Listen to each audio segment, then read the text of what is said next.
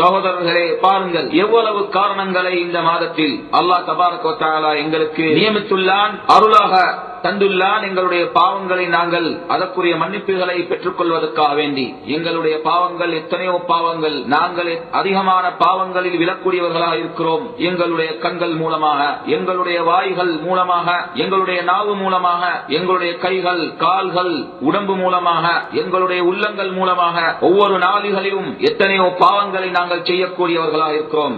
எனவே அந்த பாவங்களுக்கு பரிகாசங்கள் தேவை, பரிகாரங்கள் தேவை, மன்னிப்புகள் தேவை. அந்த மன்னிப்புகளை பெற்றுத்தரக்கூடிய மேலான செயல்கள் இந்த பரக்கத்து கொண்ட மாதத்தில் இருக்கின்றது. சகோதரர்களே, இதுவும் இந்த மாதத்துடைய பரக்கத்தை காட்டுகின்றது, நலவை, அருளை, பாக்கியத்தை வெளிப்படுத்தக்கூடிய ஒரு அம்சமாக இருக்கின்றது. அந்த மாதத்தில் கியாமுல் லைல் செய்து அல்லாஹ்வுக்காக நாங்கள் தொழுதால் அல்லாஹ் எங்களுக்கு எங்களுடைய முன் சென்ற பாவங்களுக்கு மன்னிப்பளிக்க கூடியவனாக இருக்கிறான் சுப்ஹானஹு வ தஆலா. நிச்சயமாக அல்லாஹ்வுடைய வாக்கு உறுதியான வாக்காக இருக்கின்றது, அதில் ஒரு சந்தேகமும் இல்லை.